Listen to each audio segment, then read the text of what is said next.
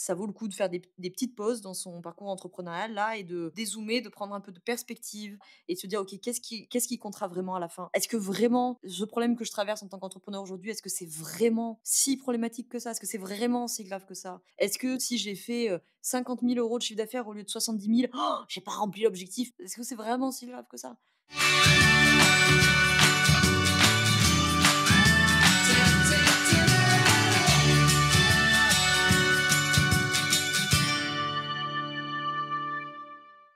Bonjour Laura. Bonjour, merci de m'avoir reçu. Bonjour Laura, bienvenue dans La Voix du dirigeant, Merci beaucoup, merci de m'avoir invitée. l'émission de Créacilla qui révèle la résilience des entrepreneurs. Et du coup, on va commencer tout de suite en te posant la première question. C'est est-ce que tu peux te présenter et présenter ton activité? Très bien. Alors, je m'appelle, Laura Besson, je suis la fondatrice de Bien dans ta boîte. Chez Bien dans ta boîte, on accompagne des entrepreneurs sur des thématiques de bien-être avec, 2 branches principales, une branche d'accompagnement, donc voilà, d'accompagnement individuel sur des thématiques bien-être et une branche de formation pour les professionnels de l'accompagnement qui veulent, améliorer leur posture et leur outillage, de praticiens et de praticiennes. Donc, Bien dans ta boîte, c'est une activité qui a 4 ans, ouais, 4 ans et moi, je me déplace là-dedans, entre la posture d'entrepreneur, du coup, dont on va parler et évidemment, le travail, d'accompagnante, de praticienne, en coaching holistique et en thérapie holistique. Est-ce que tu peux nous expliquer un peu ce qu'est l'holistique? Ouais. Alors, l'holistique, c'est bon, ça vient de holisme, donc c'est le tout. Donc l'idée, c'est quand, on fait une prise en charge holistique d'une problématique, c'est d'avoir la prise en charge la plus globale possible de la problématique. Alors, je prends un exemple très concret, ça évitera de faire un long blabla théorico-universitaire. Par exemple, le stress, parlera à tout le monde. Le stress, on peut le lire avec un angle très physique, très biologique, le système hormonal qui change, le corps physique, les symptômes du corps physique quand il y a du stress. On peut le lire d'un point de vue, entre guillemets, mental, cognitif, donc les croyances qui vont, les pensées qui vont entretenir cet état de stress. La lecture, bien sûr, émotionnelle, évidemment, sur le stress, toutes les émotions que ça génère et qui génèrent aussi le stress. Et un quatrième onglet, qu'on va dire spirituel. Alors, il faut l'entendre au sens large, c'est-à-dire dans le cas du stress, par exemple, ça pourrait être est-ce que je suis alignée avec mes valeurs? Est-ce que vraiment, par exemple, le travail que je fais, est-ce que je trouve qu'il a une utilité? Est-ce qu'il sert mes valeurs? Donc, on travaille souvent avec ce modèle PMES, pour physique, mental, émotionnel, spirituel. Et donc, l'idée, c'est d'avoir une lecture globale. Alors, le but et toute la difficulté et l'enjeu, c'est de ne pas faire une addition d'outils et de faire une addition des lectures, mais d'arriver à faire la lecture la plus globalistique possible de ce qu'on reçoit en consultation pour vraiment aussi venir évidemment s'interroger sur pourquoi le corps physique ou le corps psychique n'arrive plus à réguler la problématique et qu'on est arrivé à un état dysfonctionnel, on va dire. Très bien, bon, je pense que ça a été très clair. Euh, alors moi, il y a un terme que j'aimerais éclaircir, c'est tu parles de consultation. C'est un terme enfin, que j'associe au domaine médical et pour moi, une consultation est unique. Est-ce que ça t'arrive de travailler en une séance unique avec un client ou est-ce que comment se déroule ton approche? Ouais. Alors, une séance unique, je le fais très rarement. Généralement, quand il y a des séances, unitaires comme ça, c'est souvent des personnes qui viennent, on va dire, un peu, ôter une épine du pied, on va dire ça comme ça. Et encore que bon, en une séance, tu fais quand même pas des miracles. En tout cas, moi, je travaille en 1 heure, donc suivant en 1 heure, tu fais pas non plus des miracles, quoi. Et ou alors c'est des personnes qui voilà, des fois ça matche pas avec moi, avec le praticien, donc ils vont aller voir ailleurs ou bon bref. Moi, mes accompagnements, c'est, on s'appelle déjà, on s'appelle, j'ai pas de réservation, comme ça sans connaître les gens. L'appel me permet quand même déjà de faire le point sur, qui est la personne, qu'est-ce qui se passe, est-ce qu'il y a eu du travail antérieur, enfin bref et de décortiquer un petit peu.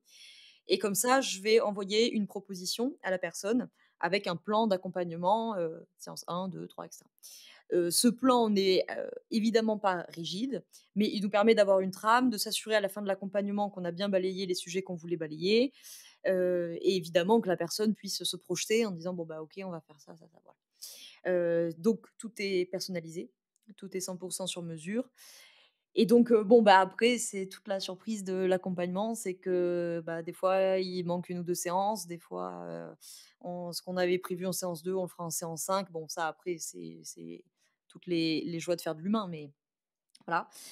Donc, des séances unitaires d'1 heure ou alors si, tu vois, micronutrition, par exemple. Quelqu'un qui vient, il y a une question de stress, mais elle veut une approche purement, nutritionnelle de la question.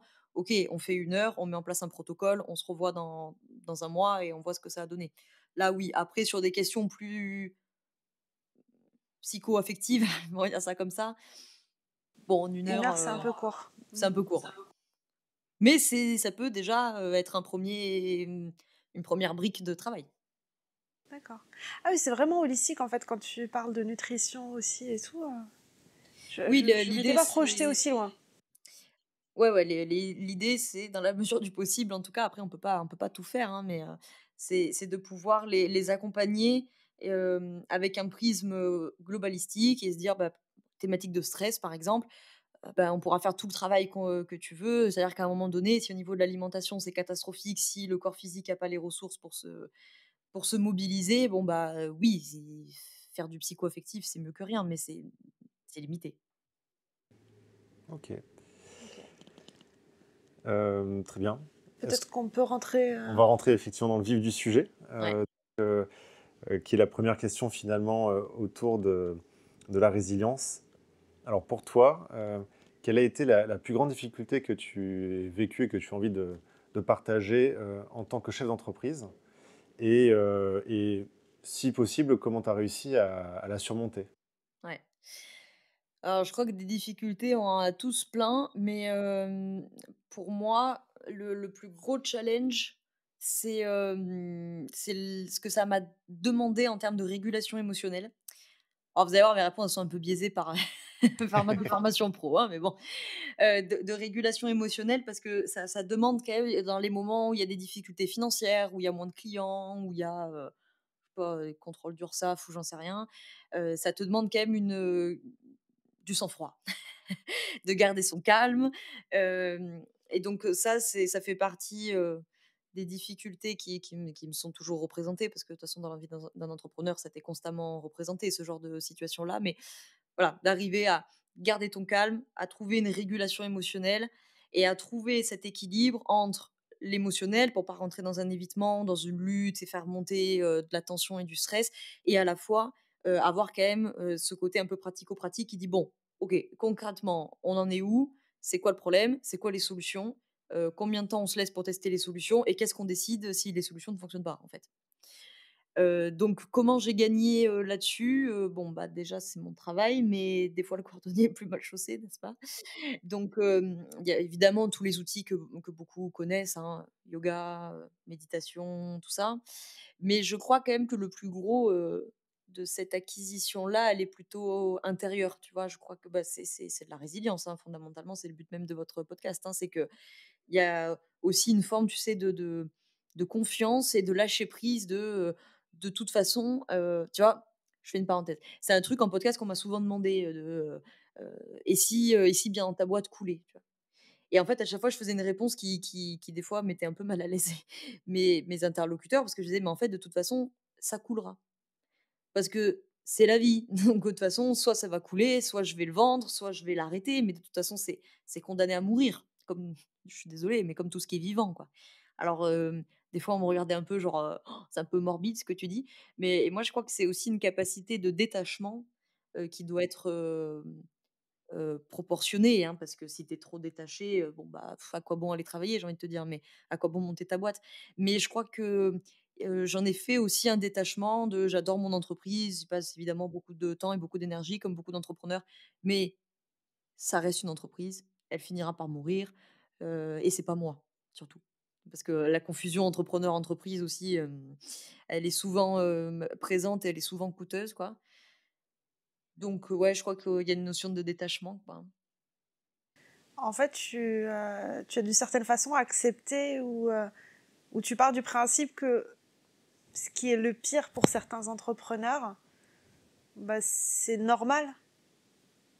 Bah, c'est normal et en fait, je crois que ça arrivera donc si tu veux, c'est une lutte qui est perdue d'avance, quoi, de se dire, Si tu te mets à claquer des dents à chaque fois qu'il y a pas de clients, bah, on va mettre en place des solutions parce qu'on va pas rester là à végéter, à se dire qu'on va attendre que les planètes s'alignent pour qu'il y ait des clients.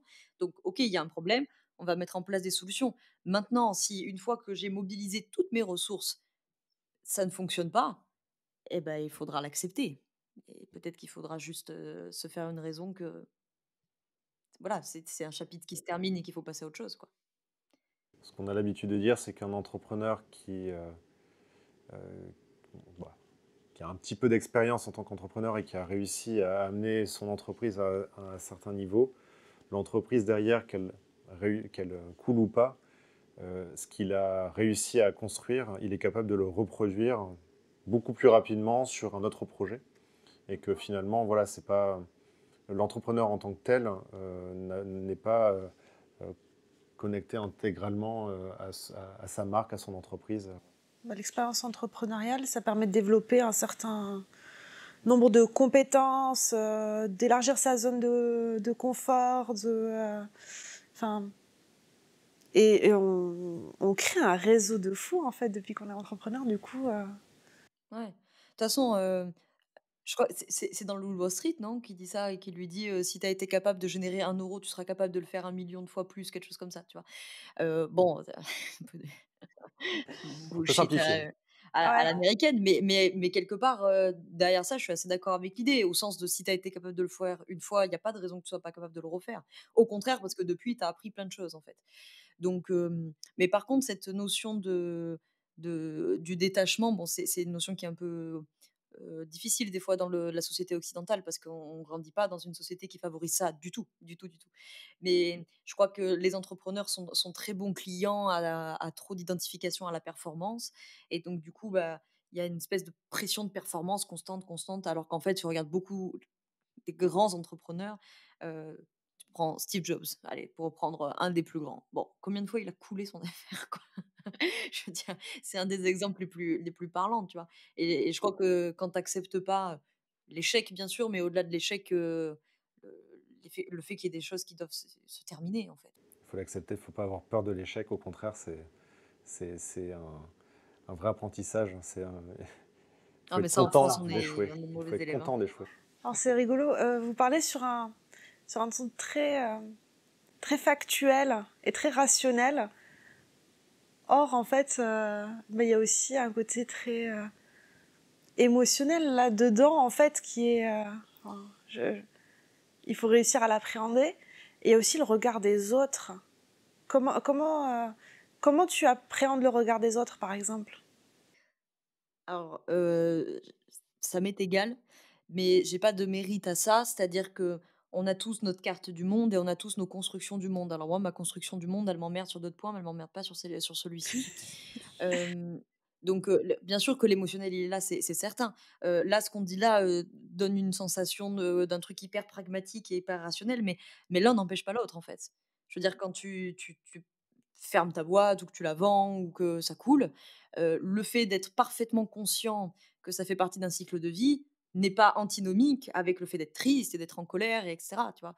Et ça, c'est un gros problème qu'on a, en Occident. C'est qu'on surtout en France, parce qu'on a notre cher héritage cartésien de «je pense donc je suis», qui nous a créé une dualité corps-esprit qui est monstrueuse. Et donc du coup, il y a toujours une espèce d'opposition entre les 2. Mais en fait, je peux très bien rationnellement avoir conscience que c'est pas grave et que ça va passer, et être émotionnellement extrêmement impacté pour l'instant de ce qui se passe, en fait.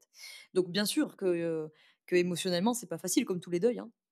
De toute façon, si tu perds ton grand-père de 98 ans, tu es parfaitement capable rationnellement de te dire que c'est la vie.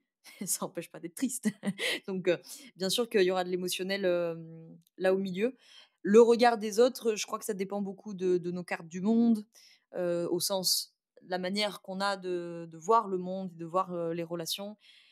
Je pense que c'est des sujets à bosser pour chacun selon ce qu'on y projette. Généralement, le regard de l'autre, c'est pas tant le regard de l'autre, hein, derrière ça qui est embêtant. C'est que ça peut être une peur du jugement, ça peut être une peur du conflit, ça peut être une peur de pas être aimé, ça peut être une peur d'être abandonné, ça peut se tramer plein de choses là derrière. Donc là, j'inviterais plutôt à travailler sur soi ou à être accompagné dans ce travail pour venir voir qu'est-ce qui fondamentalement est important, là derrière. Et si quand tu perds ta boîte, ce qui te préoccupe, c'est le regard de l'autre, alors peut-être que c'est pas tant de perdre la boîte qui est coûteux, peut-être plus que je dis n'importe quoi, que la boîte était une source de reconnaissance, hein, par exemple, chez les entrepreneurs, ça arrive souvent, hein, que ça va devenir la source de reconnaissance extérieure et donc si j'ai plus ça, qu'est-ce que je vais montrer aux gens, quoi?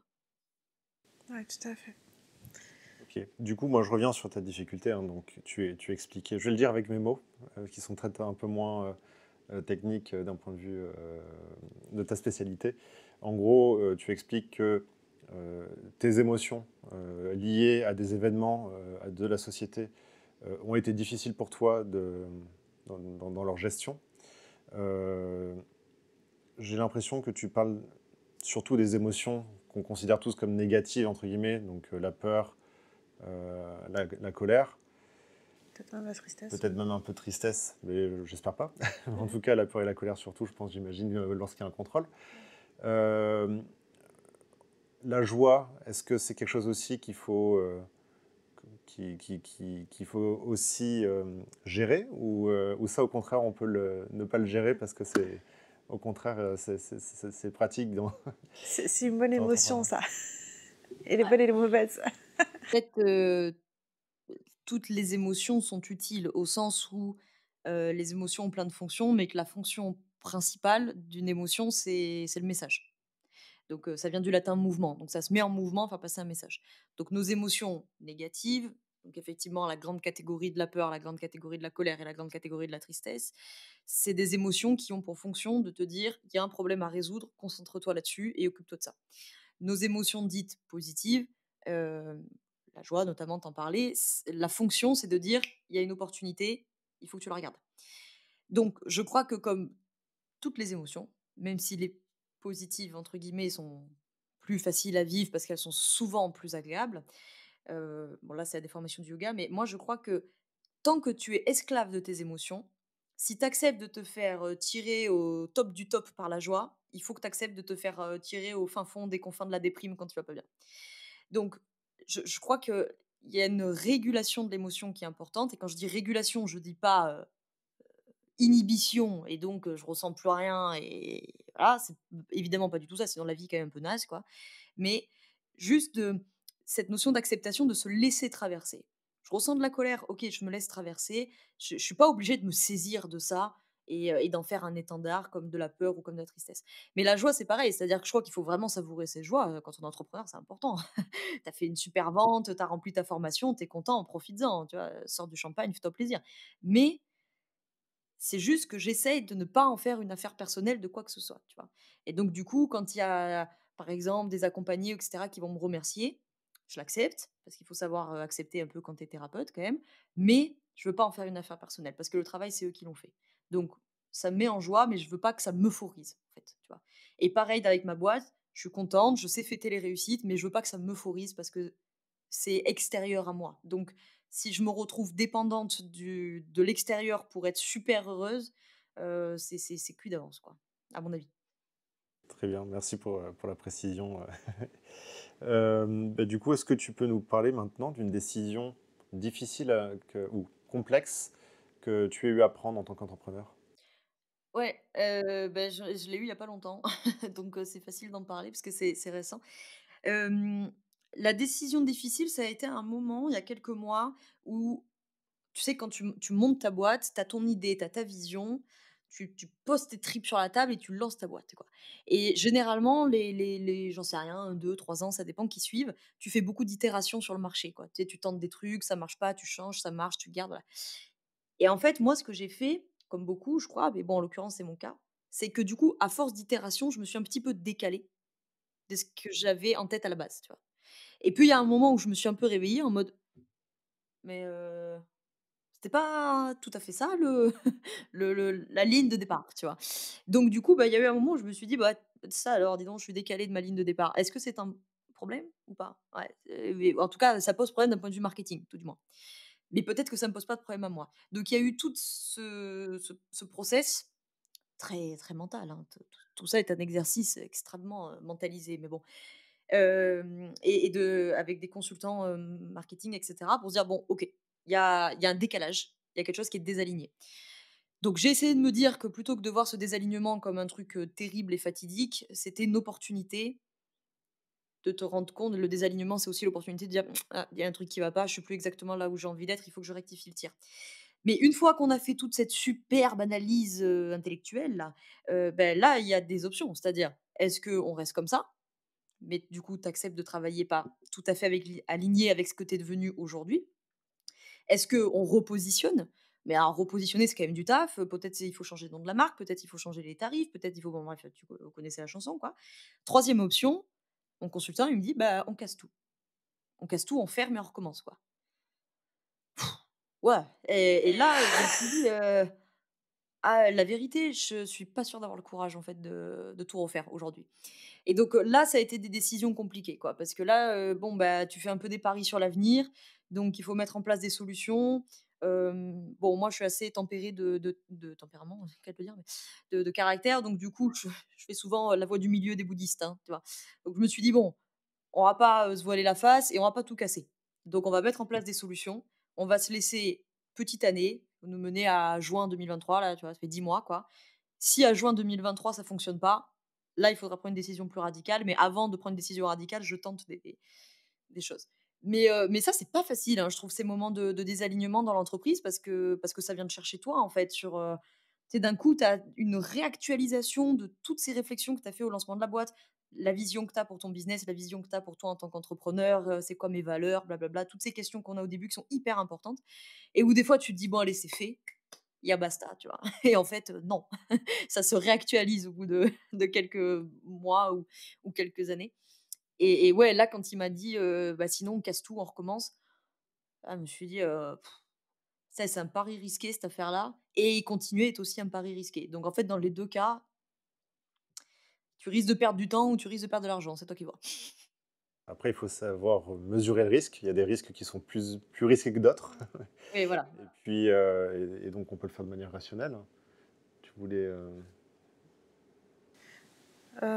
J'étais juste en train de me dire qu'un désalignement, c'est pas toujours que pour nous, c'est aussi pour la clientèle cible, dans le sens où elle comprend pas forcément, elle comprend plus forcément où ça va et où on l'emmène et si on lui parle vraiment ou pas. Et Ouais, ouais, c'est pour ça qu'au début, ce désalignement, je me suis dit: «Est-ce que c'est un problème pour moi?» Ouais, je sais pas. Ouais, bah, si, oui, en fait, si, c'est un problème pour moi parce qu'en fait, c'est un problème pour eux. Donc donc du coup, c'est un problème pour moi parce que forcément, à un moment tu le ressens dans ton marketing, dans tes ventes, dans le message que tu adresses à la cible parce que tu vas les paumer, quoi, donc Tu as abordé quelque chose de très intéressant, c'est qu'effectivement, un chef d'entreprise, un entrepreneur, doit, je pense, régulièrement se poser et réfléchir à sa stratégie, à son chemin, de là où il vient, quelles sont ses valeurs, etc. Parce que c'est vrai qu'on a tendance, une fois que c'est fait, à se dire c'est bon, c'est lancé et je regarde plus en arrière. Mais en fait, si, c'est important. C'est important de pouvoir de temps en temps, régulièrement, regarder justement cet écart et se poser la question de est-ce que cet écart, bah, il est normal, je l'assume, on continue à avancer, ou bah, est-ce qu'il y a une décision qui est à prendre. L'autre difficulté, c'est que la décision qu'on prend, c'est intelligent ce que tu fais, c'est que tu dis, ok, je la reporte un petit peu en me mettant un jalon, c'est-à-dire que je fais une prédécision, mais il y aura peut-être une décision plus importante à prendre un peu plus tard.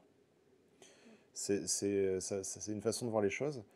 Dans tous les cas, c'est le genre de décision qui est difficile parce que, au-delà du fait de la prendre et de savoir quoi prendre comme décision, une fois qu'on l'a prise et qu'on l'assume, on peut très bien, au bout d'un an, 2 ans, 3 ans, y repenser et se dire, ah, est-ce que c'était vraiment la bonne décision que j'ai prise?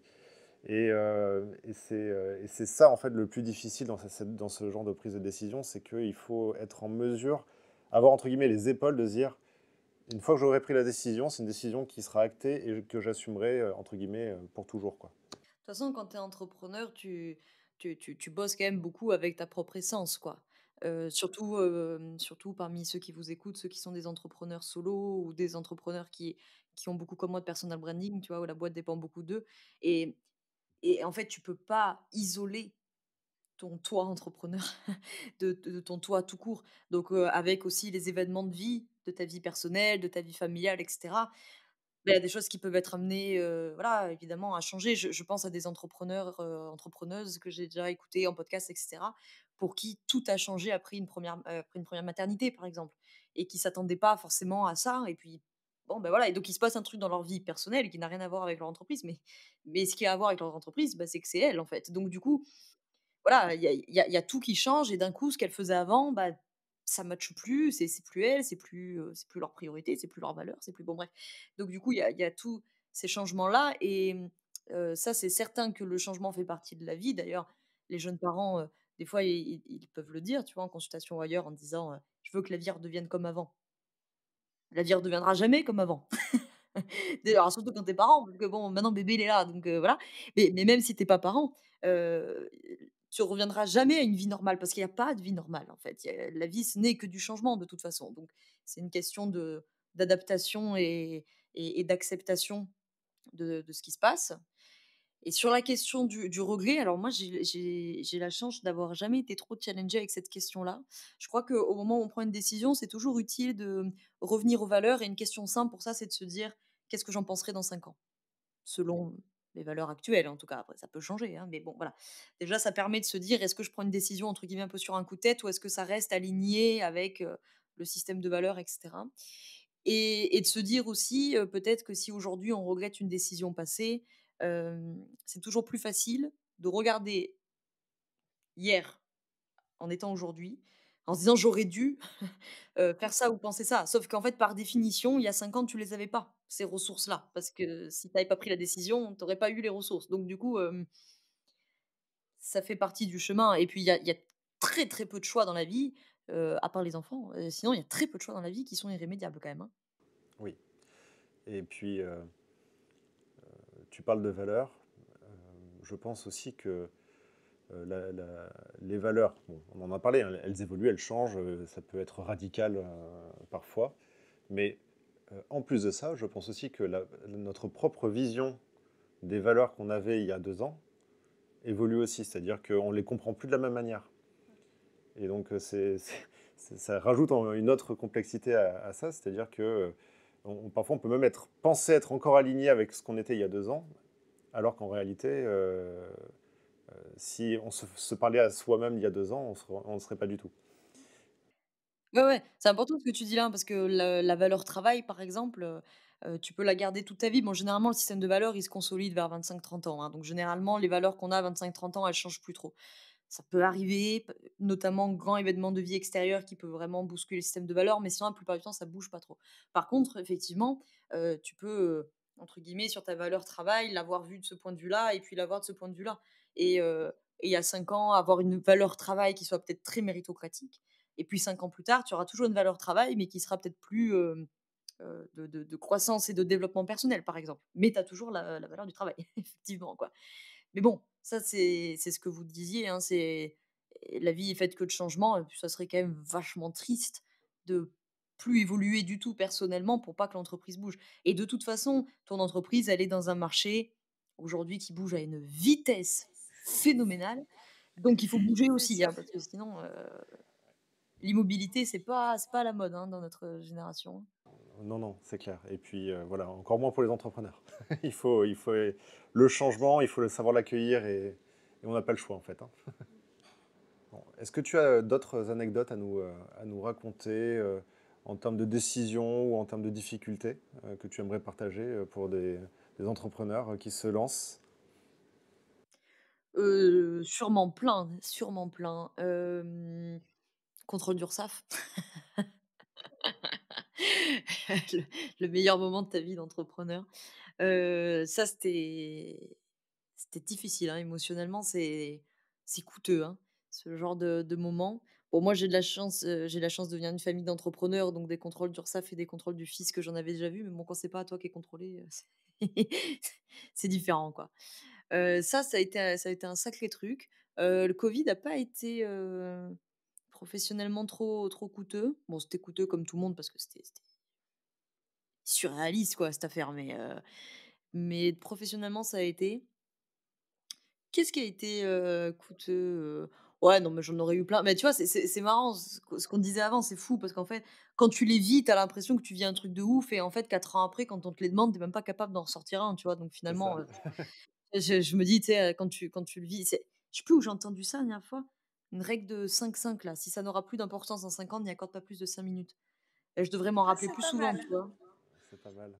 Parce que comme quoi, tu vois, je te dis ma plus grande difficulté, c'était la régulation émotionnelle, donc c'est que CQFD, il y a dû y avoir plein de moments et en fait, maintenant quand j'y repense, je les retrouve pas, mais parce qu'en fait, je pense que j'ai pas eu, de grosses merdes, mais des petites, difficultés, contrariétés que tout entrepreneur connaît, des moments de baisse d'activité, des moments, si je repensais à un truc, des moments de trop d'activité où je me suis sentie complètement, dépassée en mode, je vais pas arriver à répondre à tout le monde et j'avais trop d'attentes, donc il y a des gens qui râlaient parce qu'il y avait trop de délais d'attente, enfin bref, voilà.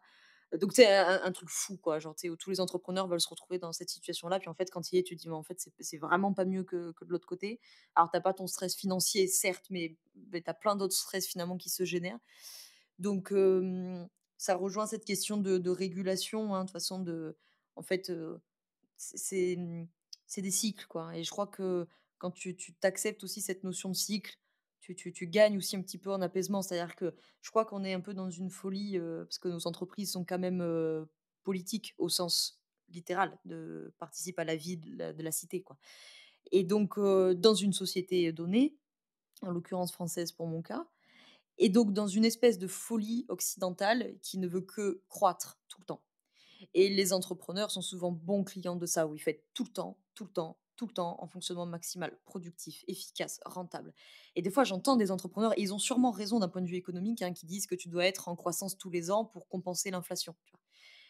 Ils ont sûrement raison d'un point de vue économique. Moi, je ne suis pas économiste, j'y connais rien. Mais d'un point de vue santé, je trouve ça faux, faux au sens impossible et dangereux. Parce que tu as un cycle naturel de la nature, de ton corps, de tout ce que tu veux, que s'il y a eu de la croissance à un moment donné, il y aura forcément de la décroissance à un autre. C'est impossible que ça marche autrement, c'est une loi naturelle. Et donc je crois que nos business aussi, peuvent, croître par moment mais qu'il faut aussi accepter que de temps en temps ça décroît. Alors quand je dis décroît, je dis pas, de perdre, 70 de chiffre d'affaires, mais ça peut être de décroître en énergie, ça peut être de décroître en visibilité, ça peut être de décroître en productivité, en performance et cetera et ça, c'est pas simple, hein, je trouve, hein, quand tu es occidental de manière générale, mais en l'occurrence quand tu es entrepreneur. C'est pas simple ce truc. Parce qu'en plus, tu as la pression financière et tout ça, tu vois? Mais surtout si tu as des salariés et tout, mais tu as ce truc où il faut être tout le temps, tout le temps, tout le temps. C'est pas possible. Je vois pas comment ça peut marcher et je trouve que c'est un discours qui est dangereux pour la santé mentale des entrepreneurs, qui sont déjà bons clients des difficultés mentales si je puis m'exprimer ainsi, et qui en plus ont très peu d'interlocuteurs pour être accompagnés sur ces sujets-là, qui n'ont pas forcément les moyens d'avoir, évidemment des arrêts maladie, et cetera. Donc je crois que les mettre dans une exigence de performance constante, c'est pas aidant et c'est de toute façon voué à pas. En fait, ce que tu dis là, c'est pertinent parce que oui, toutes les entreprises ont cette volonté de croître de cette manière-là.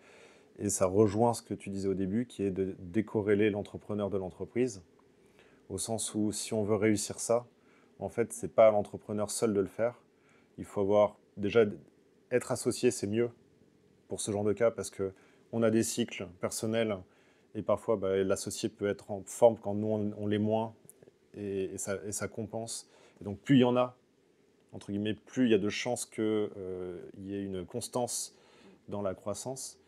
Il y a aussi de la délégation différente que de l'association qui peut permettre ça et surtout qui décharge cette responsabilité de l'entrepreneur seul. C'est vrai qu'un entrepreneur seul qui veut sans arrêt avoir cette obsession de la croissance et y arriver, en termes de charge mentale, c'est- Ah ouais, moi je vois beaucoup d'entrepreneurs, des fois, qui sont dans des états de nerfs. Alors que je peux comprendre pour des raisons extérieures, parce que rentrée d'argent, etc. Mais qui veulent croître tout le temps, et puis dès qu'il y a une décroissance, ils te disent c'est la crise. Bah, c'est pas une crise, c'est une décroissance, c'est normal. Tu peux pas être en croissance tout le temps, c'est impossible, quoi. Ou alors, effectivement, il faut que toute l'équipe puisse répondre à tout ça. Et encore, même si tu as une super équipe, c'est impensable de dire qu'il y aura jamais un moment de décroissance. Peut-être que la décroissance n'est pas financière, mais elle peut se porter ailleurs, hein, en termes de productivité, de produits ou de services qui sont sortis, etc. Et je pense que c'est assez dangereux parce que même, d'une manière générale, cette difficulté à accepter les cycles, moi je la vois beaucoup en consultation. Alors sur ces sujets-là, évidemment du stress, de la charge mentale, évidemment, mais tu vas l'avoir sur d'autres sujets. Tu vois, par exemple, je vois beaucoup de mamans entrepreneuses qui sont dans des états de nerfs parce qu'on leur demande d'être à fond dans leur grossesse, parce que sinon tu es pas une bonne future maman, mais d'être à fond dans leur entreprise aussi. Ça peut pas marcher. Tu peux pas mettre au monde 2 bébés en même temps. Façon de parler, parce que tu peux mettre des jumeaux au monde, mais tu vois ce que je veux dire? Tu peux pas être sur de tous les combats en même temps. Pour les entrepreneurs, seuls en l'occurrence, hein, puisque c'est d'escalade, tu vois? Et qu'il y a cette difficulté aussi à accepter que, ouais, bah, peut-être que là, par exemple, elle va se consacrer pendant 1 an et demi, 2 ans, 3 ans, j'en sais rien moi, à sa maternité et elles souvent, elles vont le payer, financièrement et puis elles vont le payer de culpabilité, quoi. C'est ça. Pareil, hein, c'est une question de choix. Moi, j'ai rencontré une personne, une entrepreneur qui a fait le choix inverse, qui s'est dit, bah, c'est le papa qui va prendre la responsabilité de l'enfant dans les premières années, parce que l'entreprise, elle est dans une phase où je dois m'y investir à 100% et je ne pourrais pas le faire. Mais d'un point de vue regard sociétal, c'est clair que c'est très difficile. Ouais, alors de toute façon, la question de la maternité, bon, ça c'est un autre sujet, mais de toute façon, là, les papas aussi, hein, mais beaucoup les mamans payent beaucoup hein, en termes de culpabilité. Hein, parce que si tu es au boulot, tu payes de pas être à la maison. Si tu es à la maison, tu payes de pas être au boulot. Si tu prends du temps dans ta grossesse, tu payes d'être un peu une petite nature. Si tu... Enfin bon, bref, de toute façon, donc la pression sociale sur la maternité, elle est terrible. Mais en tout cas... respect à cette femme-là qui a fait ce choix-là, enfin à ce couple-là plutôt, parce que c'est un choix à 2 évidemment, mais et de l'assumer et là, bon, très bien, je veux dire s'ils sont d'accord tous les 2, bon, bah, là, personne n'a rien à dire sur la question, hein. Mais oui, sociétalement, j'imagine que ça doit pas être simple à assumer des fois, ouais. Moi, je voudrais revenir sur cette notion de croissance, en fait. En tant qu'entrepreneur, en fait, on refuse de laisser passer des opportunités, on refuse de laisser passer des occasions de croître. On se dit si on fait un peu plus, si on donne un peu plus de nous, etc. Enfin, on pourrait arriver beaucoup mieux, beaucoup plus vite, beaucoup plus haut, etc. Ce que beaucoup oublient, c'est que des fois, il faut prendre le temps. Prendre le temps de se structurer pour monter plus lentement, mais plus sûrement. Parfois, en fait, quand on a bien automatisé, bien délégué, etc., ton entreprise elle peut continuer à tourner pendant les mois que tu vas prendre de congé maternité ou où tu vas consacrer peut-être une demi-heure ou 1 heure par jour juste pour piloter les choses. Pareil, en temps de crise ou choses comme ça, il y a des actions que si tu as pris avant, ça permet de structurer. On a interviewé une entrepreneur, en fait, c'était quoi, il y a 2 ou 3 semaines. C'est pas encore sorti, mais ça va sortir un petit peu avant ton interview. Qui nous racontait qu'à un moment, au bout de 4 ans, elle s'est rendue compte qu'elle était le goulot d'étranglement de son entreprise. Elle bossait nuit et jour. Elle faisait, mais ses factures, elle les faisait à la main avec un petit carnet. Elle pointait ses clients, ses rendez-vous, etc. sur des petits carnets. Elle faisait tout de tête. Au bout d'un moment, c'était juste pas possible. Elle avait de plus en plus de commandes, son entreprise grossissait, plus de chiffre d'affaires, etc. Mais à un moment, si tu prends pas le temps, enfin, je parle à tout entrepreneur qui pourrait écouter, si tu prends pas le temps de croître plus doucement en structurant bien, en fait, tu cours vers justement cette courbe de décroissance qui sera obligatoire. C'est vrai, on aime bien rajouter le mot saine. En gros, on dit le but, c'est pas de faire de la croissance pour de la croissance. La croissance juste à suivre les chiffres, grosso modo. Par contre, essayer d'avoir une croissance saine qui, peut-être avec une vue systémique, alors c'est peut-être l'équivalent d'holistique pour l'entreprise, mais en gros, une vision qui, en fait, la croissance, c'est pas que dans les chiffres, c'est aussi c'est aussi dans l'apprentissage, c'est aussi dans les données qu'on récolte pour l'entreprise. C'est en fait la Et pour valeur, ça, il faut accepter de refuser un moment un client. Il c'est faut ça. accepter de prendre le temps. La valeur, elle n'est pas que dans le résultat, elle est aussi dans les humains qu'il y a, dans les apprentissages qu'on a. Et en fait, tout ça, c'est de la croissance. Mm. Et c'est de la croissance saine. Voilà. Mmh. Moi, je les amène souvent à se questionner sur la question des valeurs. Il y a un super exercice, mon exercice préféré, qui est l'exercice des 85 ans. C'est très connu en psy positive. On te demande de te projeter le soir de tes 85 ans, c'est ton anniversaire, machin, puis tu fais ton petit discours, tu vois. Cet exercice, il est très, très puissant parce que, soyons clairs, il y a une confrontation à la finitude quand je me projette à 85 ans. Et donc, tout de suite, le système de valeurs, il est un peu différent. Parce que si je te le demande en te projetant dans 10 ans, euh, c'est pas tout à fait la même chose. Parce que d'un coup, quand je vais me projeter à la fin de ma vie, il y a une connotation un peu de bilan de qu'est-ce qui aura vraiment compté. Et depuis 4 ans que j'accompagne des entrepreneurs, j'en ai très, très, très rarement eu qui m'ont dit à 85 ans ce qui aura compté pour moi, c'est mon entreprise. Il y en a plein qui m'ont dit que le boulot aura pu être important, que leur entreprise aura compté, mais fondamentalement, c'est pas l'entreprise. C'est avoir accompagné des gens, c'est avoir formé des élèves, c'est bon, bref, selon les sujets de chacun. Mais j'en ai très rarement eu qui m'ont dit moi, ce qui aura compté à la fin, c'est d'avoir fait beaucoup de chiffres, quoi. Il y en a pour qui c'est le cas et j'ai envie de dire grand bien leur fasse, du moment qu'ils sont clairs avec eux-mêmes. Mais pour beaucoup, c'est pas le cas et des fois, on se fourvoie dans ce truc, hem et tu te laisses, tu sais, un peu embarquer, dans cette machinerie-là. Et je pense que des fois, ça fait du bien, en fait, de te rappeler un peu que, heu, en fait, si je me projette à la fin, c'est peut-être pas ça qui aura le plus compté. Alors ça veut pas dire qu'aujourd'hui, j'ai pas des exigences matérielles, financières, de développement personnel, de croissance personnelle, des salariés à nourrir, des enfants, voilà, bon, OK. Mais, la dernière fois, Je pense le dernier téléphone à acheter. ouais, voilà, tu vois, ce genre de truc, qui te paraît absolument indispensable et essentiel pour faire des super photos sur Instagram, alors que bon bref. Mais il y a quelques mois, bon, je vais chez mon acupuncteur, bref, on s'en fout et en finissant la séance, il me dit, «Tu sais que ta plus grande richesse, c'est ton temps?»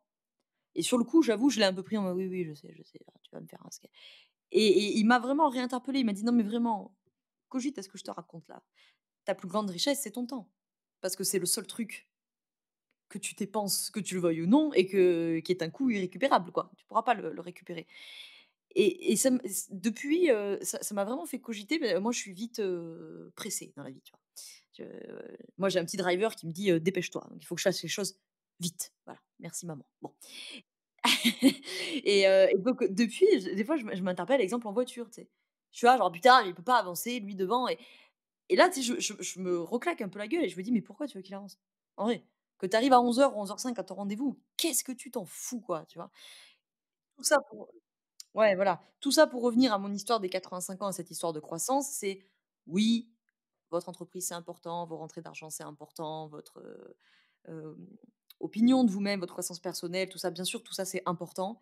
Mais des fois, comme on l'a dit au début, ça vaut le coup de faire des petites pauses dans son parcours entrepreneurial là et de dézoomer, de prendre un peu de perspective sur, les valeurs, la vision, gna gna gna, tout ça là et de se dire: «OK, qu'est-ce qui comptera vraiment à la fin? Est-ce que vraiment ce problème que je traverse en tant qu'entrepreneur aujourd'hui, est-ce que c'est vraiment si problématique que ça? Est-ce que c'est vraiment si grave que ça?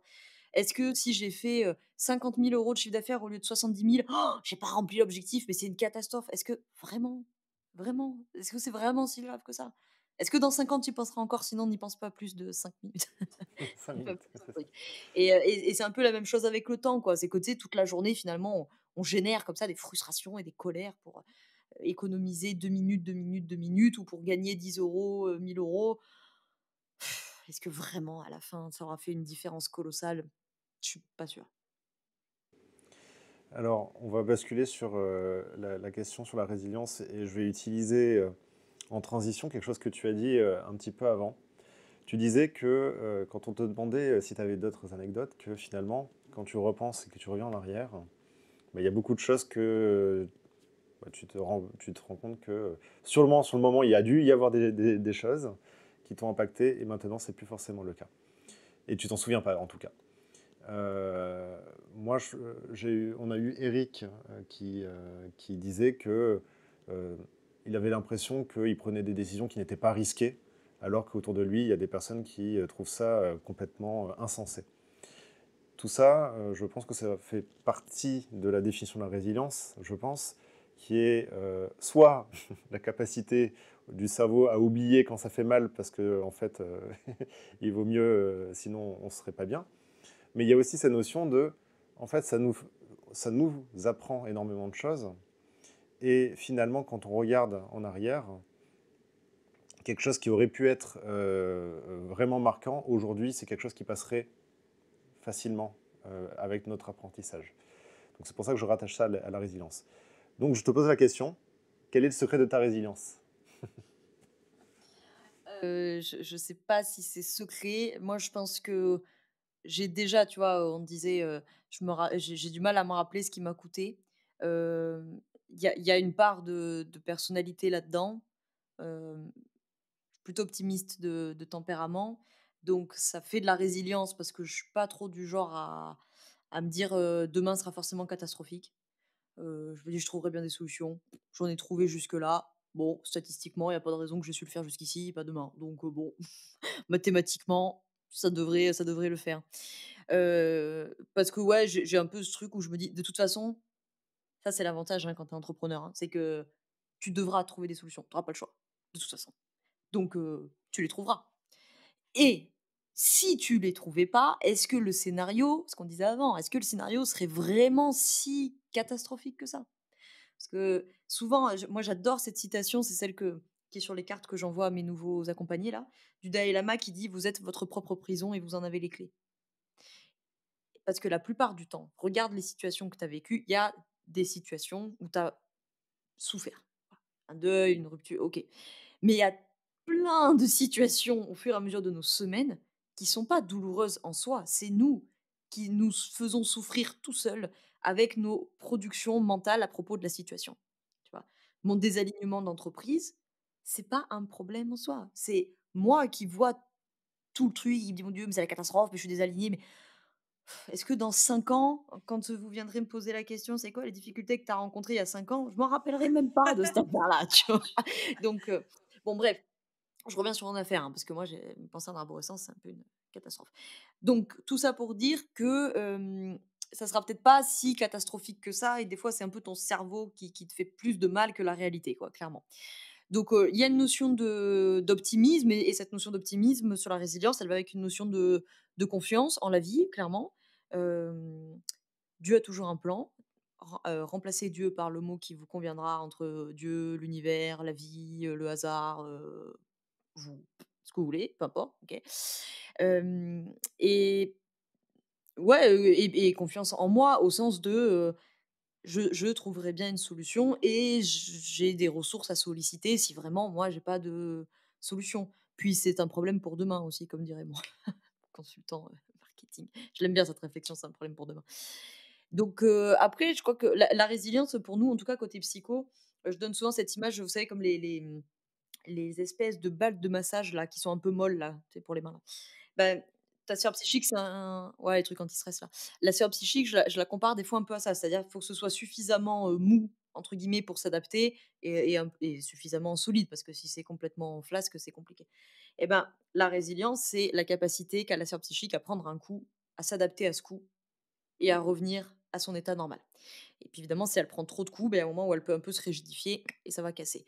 Donc c'est cette idée de comment je m'adapte, c'est ce qu'on parlait du changement tout à l'heure, hein, comment je m'adapte à l'événement de vie qui arrive et comment je vais être capable de mobiliser mes ressources, mes forces, mes qualités, mes gna gna gna, pour revenir à mon fonctionnement optimal et pas maximal. Quand je rentre en fonctionnement maximal, c'est foutu d'avance pour la résilience.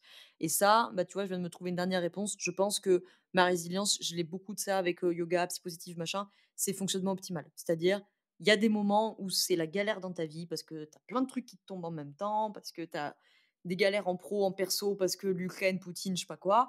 Donc, tu peux pas demander à ton cerveau et à ton corps d'être à 100% quand il en consacre déjà 90% à ce qui se passe à la maison. Ça peut pas marcher. Donc j'accepte que des fois, bah, il y a que 10% pour l'entreprise. Bon et ben, c'est comme ça. On va tirer, le parti de ces 10% et on peut pas être sur tous les fronts en même temps, quoi. Merci Ok. pour ces réponses.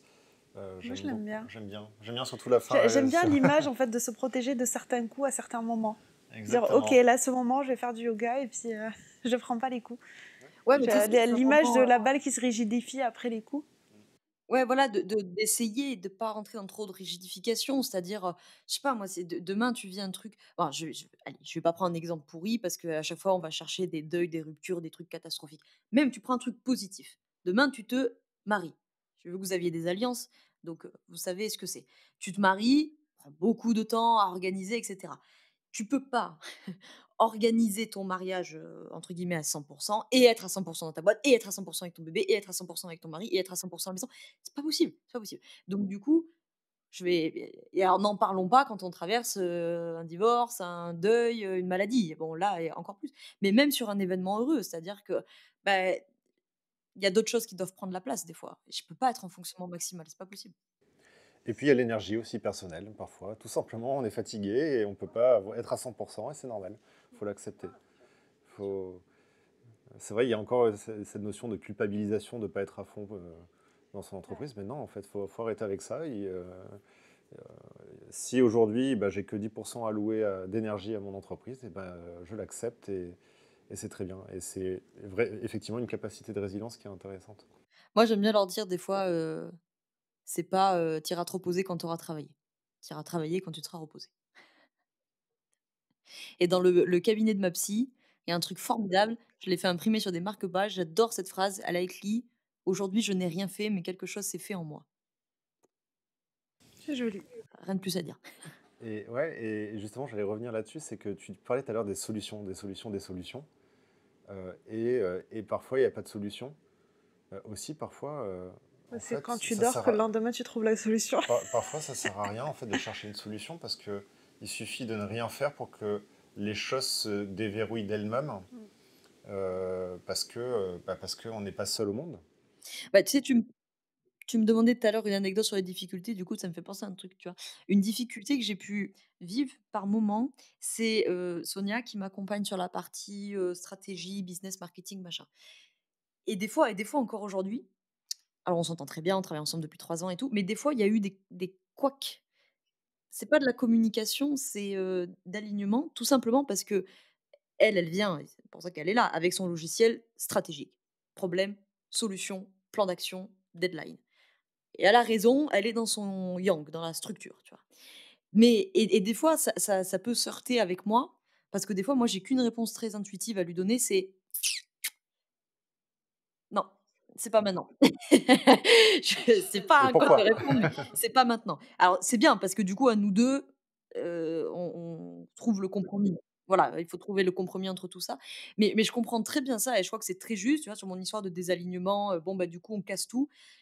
Non, je pense que là, pour moi, tu vois, bah, c'est ce que tu disais, c'est-à-dire là, je crois qu'il y a rien à faire de plus, parce qu'il faut toujours qu'on fasse plus, plus, plus, plus. Je crois qu'il y a rien à faire de plus que ce qu'on a déjà fait. Je sens que c'est pas le moment et que j'ai pas tous les éléments pour décider. Donc on va attendre, mais ça c'est pas facile, hein. Déjà parce qu'encore une fois, sociétalement, c'est pas notre culture et puis, peut-être qu'il y a un truc humain, j'en sais rien, mais c'est pas inné, hein, quand même ce truc de enfin pour moi, chez moi, c'est pas inné. En tout cas, Mais c'est chez une moi, c'est décision pas à prendre. inné. C'est une décision aussi, hein, parce Ouais, que voilà. Mmh. choisir de ne rien faire, c'est un choix. Et, euh, et voilà. Ça fait partie, en tout cas, du panel des choix. C'est pas évident. Ouais, ouais, parce qu'on est quand même dans un truc qui valorise vachement l'action, surtout les entrepreneurs, hein. Et donc du coup, tu as tout à fait raison, hein, de le préciser. L'inaction, c'est aussi un choix et des fois, tu as du mal à te l'autoriser, quoi, parce que tu dis: «Il faut que je fasse quelque chose». Bah non, des fois, il y a rien à faire, en fait, hein. Il paraît d'ailleurs que c'est quand on ne fait rien qu'on a les meilleures idées. Euh, on bascule sur les questions du tac au tac. Allez, Ok. Tu connais le principe? il faut que je réponde le plus vite possible, j'imagine? Ouais, c'est ça. En gros, c'est des questions rapides. Tu réponds rapidement, mais par contre, derrière, j'enchaîne pas forcément tout de suite. Tu Ouais, peux prendre le temps d'expliquer OK, pourquoi, Si t'en as envie. si t'en as envie. OK. Alors, est-ce que tu es plutôt recrutement ou prestataire externe? Prestataire externe. Heu, parce que, flexibilité. aujourd'hui en tout cas. Ça me permet d'adapter évidemment à la boîte, selon comment les rentrées d'argent, gna gna gna et surtout, moi j'ai un luxe, enfin pour moi c'est un luxe, hein. Mon travail, j'ai pas de collègues, j'ai pas de patron. Mes clients ils m'emmerdent pas, je les adore et j'ai pas de salariés. Sartec, j'ai envie de dire, tu vois? Donc du coup, bon après ça a des inconvénients, hein, clairement, hein, en termes de croissance, de structuration, ça va faire grincer des dents Sonia si elle écoute cet épisode, hein. Mais, moi aujourd'hui, tu vois, c'est une tranquillité d'esprit de si ça décroît, eh ben décroissons. Ok. Ok. Est-ce que tu es plus formation ou auto-formation? Heu, je suis pas du tout du tac au tac là.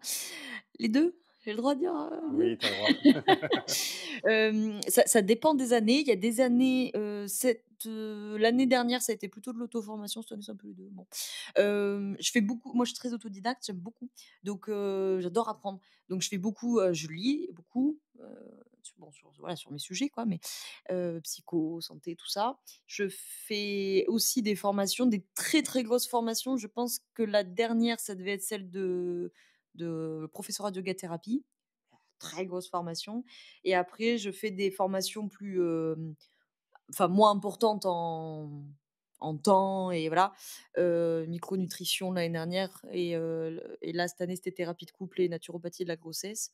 Bon qui sont quand même des gros sujets, hein, je veux dire, bon la grossesse c'est pas un truc du boucle en 2 heures, tu vois? Mais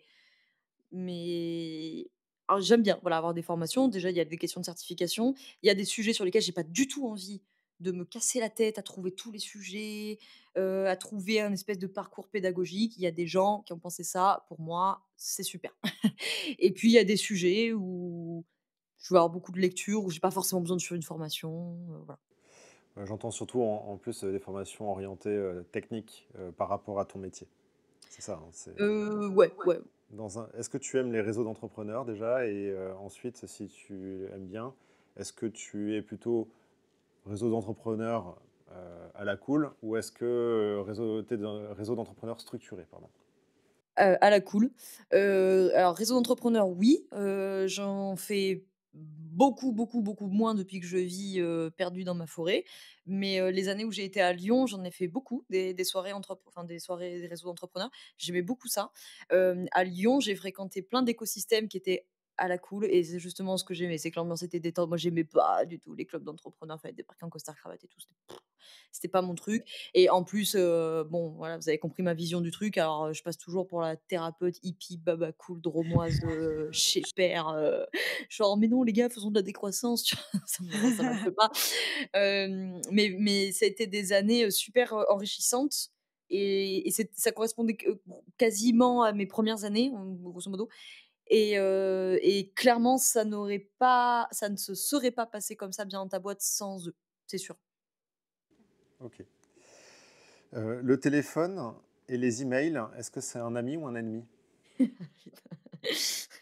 Les 2. Amis parce que la vérité, c'est que c'est sûrement le truc avec lequel je passe plus de temps dans ma vie. C'est triste de dire ça, c'est d'une vérité, débectoire, quoi. Donc et ennemi parce que c'est le truc avec lequel je passe le plus de temps, quoi, en fait, hein. Les mails, ça va encore, je pense, j'arrive pas trop mal à gérer. Téléphone, c'est une catastrophe, hein. Je pense comme beaucoup, mais je suis accro à Instagram, c'est infernal, hein. C'est-à-dire que des fois, je l'ouvre pour rien. Tu sais, j'arrive sur l'appli, je suis là: «Pourquoi j'ai déverrouillé?» Je sais pas. Terrible, infernal. Très bonne réponse, je pense. Est-ce que tu as une journée type ou tu es plutôt chaos organisé? Heu, alors je vais pas te dire les 2, tu vas me tuer là. Allez, journée type. Pas de consulte le lundi matin et le vendredi après-midi. Le lundi matin, je suis pas encore disponible psychiquement pour les problèmes des gens. Vendredi après-midi, je décroît. Et donc après, ouais, une journée type, ça va être formation le lundi, enfin, moi, je forme mes élèves le lundi. Mardi, mercredi, jeudi, c'est consulte de 10 heures à 16 heures, quelque chose comme ça. Et le reste du temps, c'est tout le travail, production de contenu, podcast, comptabilité, gna gna gna. Le vendredi matin, souvent, il y a des consultes. Le vendredi après-midi, sauf consulte exceptionnelle, décalage horaire ou quoi, sinon c'est, travail de fond ou c'est pas de travail. Ok.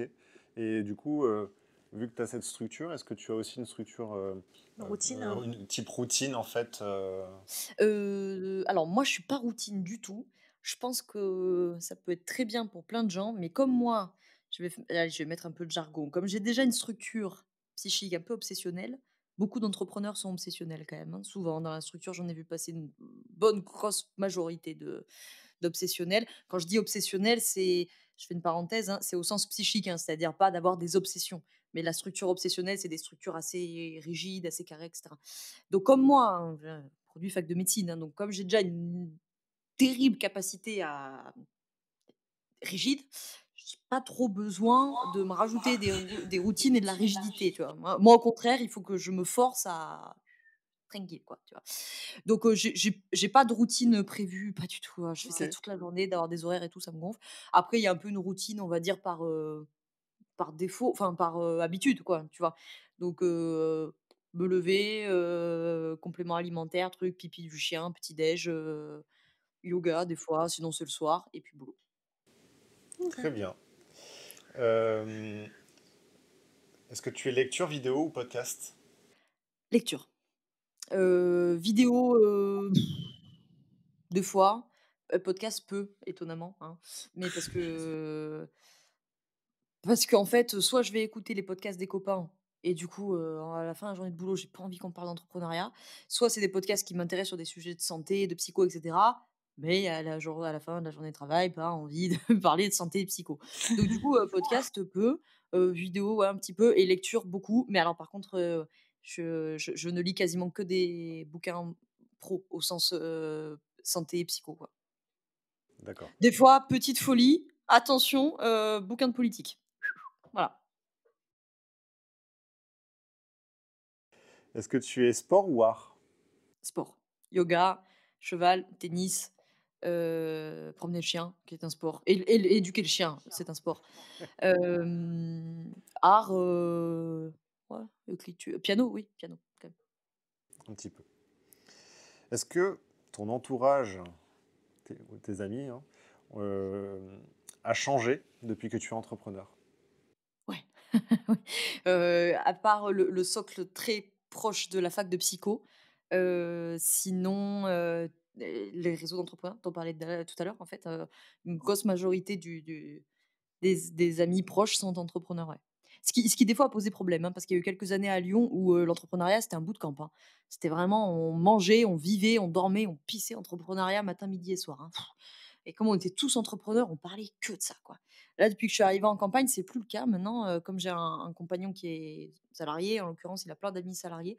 Alors des fois c'est agaçant parce que des fois on se comprend pas trop et en même temps des fois ça fait du bien. Oui, Ah, ça change, c'est rafraîchissant. Ouais, ouais, ouais, on va pas, tu arrives dans une soirée, personne t'a parlé d'URSSAF, de TVA. c'est ça. Ok. Bon, bah, merci pour toutes ces réponses. Dernière petite question, c'est quel est le conseil que tu donnerais à un entrepreneur qui se lance? Alors prendre soin d'eux. Prendre soin d'eux et de leur bien-être et de travailler sur eux parce que si eux vont pas bien, il y a rien qui ira bien à côté. Ok. Bah, merci beaucoup. Merci Laura. Est-ce que tu peux nous dire où est-ce qu'on peut te retrouver sur les réseaux, etc. Ouais, alors c'est facile, c'est bien dans ta boîte partout, c'est-à-dire biendantaboîte.fr pour le site, bien dans ta boîte sur Instagram, et puis le podcast évidemment, bien dans ta boîte sur toutes les plateformes d'écoute de podcast. Super. Merci Facile à beaucoup, retenir. Laura. Oui, facile. Merci beaucoup à vous, merci de m'avoir reçu.